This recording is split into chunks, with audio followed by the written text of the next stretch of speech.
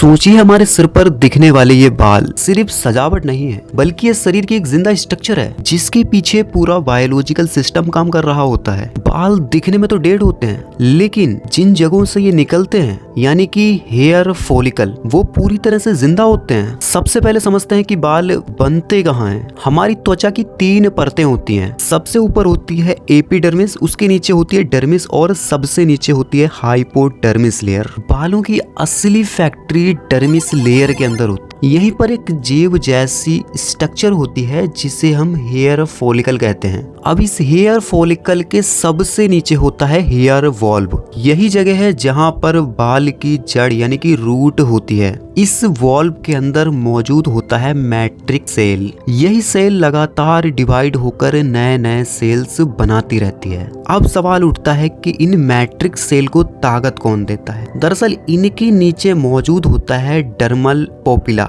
यहाँ से blood vessel आती है जो oxygen, glucose, amino acid, mineral सब कुछ बाल तक पहुँचाती रहती है। सीधा मतलब है अगर ब्लड सप्लाई सही नहीं है, न्यूट्रिएंट्स कम है या फिर स्ट्रेस ज्यादा है तो बाल कमजोर होना तय है। अब आते हैं बाल बनने की असली प्रोसेस पर। मैट्रिक्स सेल जब डिवाइड होती है तो ऊपर की ओर धकेली जाती है। जैसे जैसे ये ऊपर जाती है इनके अंदर केराटिन प्रोटीन भरता जाता है। दरअसल केराटिन वही प्रोटीन है जो बाल, नाखून और त्वचा की आउटर लेयर को मजबूत बनाता है। केराटिन भरने के बाद ये सेल धीरे धीरे मर जाती है और मरने के बाद एक हार्ड फाइबर में बदल जाती है और यही फाइबर बाहर निकलकर हमें बाल के रूप में दिखता है। अब सवाल उठता है कि बालों को रंग कहाँ से मिलता है। हेयर वॉल्व के अंदर ही कुछ स्पेशल टाइप के सेल होते हैं जिन्हें हम कहते हैं मेलेनोसाइट। ये सेल मेलानिन पिगमेंट बनाती है। ज्यादा मेलानिन काले बाल,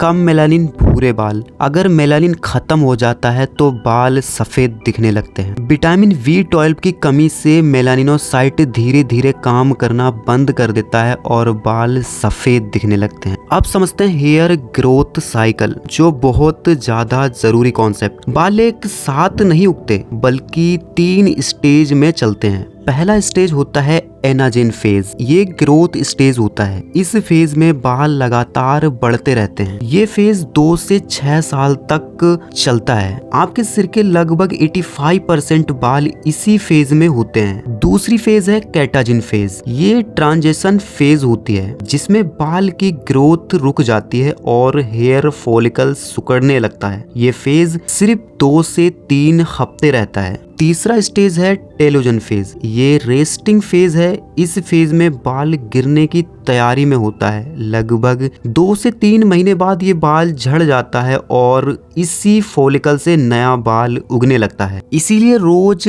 50 से 100 बाल गिरना नॉर्मल माना जाता है। और अब आते हैं सेबेसियस ग्लैंड पर। हेयर फॉलिकल के साथ जुड़ी होती है एक ऑयल ग्लैंड जो सीबम बनाती है।